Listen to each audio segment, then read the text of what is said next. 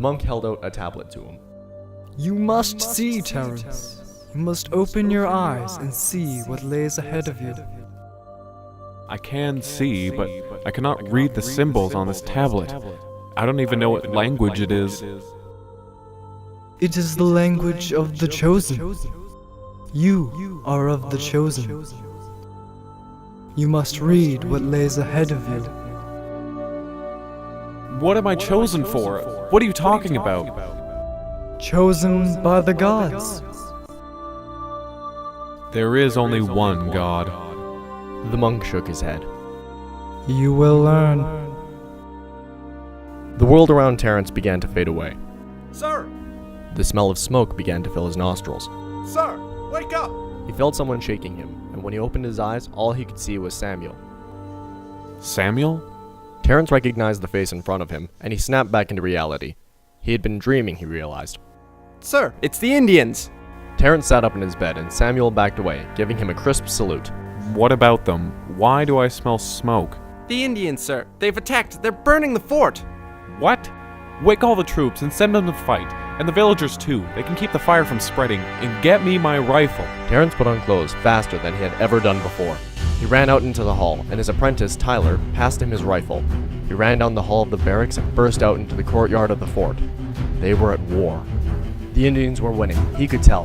Their chief stood atop of a tipped wagon and yelled out orders. Then he locked eyes with Terrence and shouted at his warriors to go after him. Terrence aimed his rifle, only aiming for a second before firing. The chief's headdress fell as it was knocked back by the impact. The other Indians saw their leader go down and began to retreat. Terrence rushed over to the mayor's mansion and broke down the door. The mayor called out to Terrence. Captain, get your wife in here. My daughter has been hurt. Yes, Sir James. Terrence ran back to the courtyard and called out for his wife. Raven! He searched the workers for any sign of her. She's over there, sir. Samuel pointed to a tall woman giving orders to all of the wives of the village. Raven, you must come quick. Jessica was hurt in the attack. Raven's eyes widened. She nodded. Meredith, you're in charge. Meredith nodded. Raven and Terrence made their way back to the mansion. Sir James was waiting impatiently. You sure took your sweet time beating off those savages, Captain. I was asleep, sir. They caught us by surprise. If your nap cost my Jessica her life, I'll see that you get the worst assignment location available for your next job. Sir, I wasn't— Save your excuses. They made their way up the stairs into the room that Jessica was in. She was a sorry sight to behold, her face covered in blood, and there was an enormous gash across her forehead. Jessica looked up at them, weakly. Terrence heaved a heavy sigh of relief. Maybe she would make it. James, get me a bowl of water and some cloth. Okay. Sir James ran down the stairs and rummaged through the kitchen. Raven got out her scalpel. I can see a piece of stone in there. Hold her down, I need to get it out, and this is gonna hurt. Terrence held Jessica still as Raven dug into her forehead with a scalpel. She whispered comfort to Jessica as she worked, and they both seemed to relax. Everything will be okay, sweetie. Everyone in the village loved Jessica.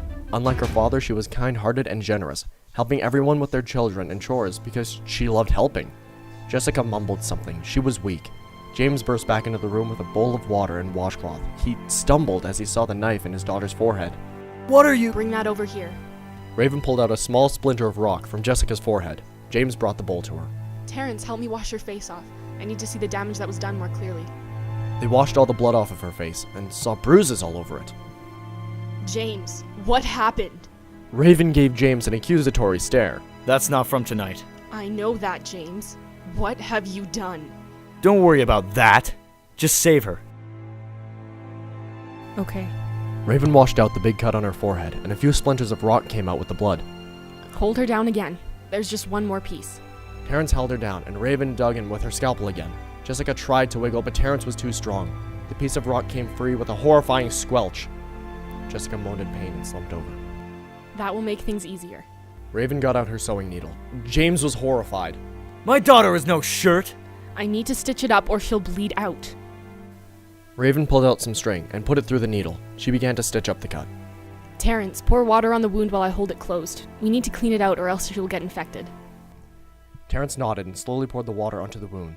James stood in shock. Jessica began to wake up just as Raven closed the last stitch. She let out a moan and shuddered. Raven gasped and got out a small vial. She tried to pour it into Jessica's mouth, but she spit it up. She shuddered again and then lay eerily still. No one made a move. Raven broke the stillness by checking for a pulse. The look on her face said it all. James's face clouded with fury. You two get out of my house. But sir... Get out! Terrence and Raven walked back to the barracks in a somber silence. Samuel saw the look on Terrence's face and walked over. Terrence stopped, but Raven continued in a daze. Sir? James, he wants my head for this, Samuel. Why? Jessica. Samuel's eyes widened. He swallowed nervously. Oh. I'll talk to him, sir. I appreciate it, Samuel, but there's no need to share my blame. It was all my fault. No, it isn't, sir. And I'm in as much trouble as you are. I was in charge tonight. I'll see what I can do for us. Terrence and Raven went to bed worried that night. Terrence knew he was dreaming when the monk showed up again. See, you have been chosen. Chosen to die? James will have my head for that. No, Terrence. Samuel will succeed. You have been chosen to meet the people. The people? Yes, they live where no man has ever been. But who are they? The monk shook his head.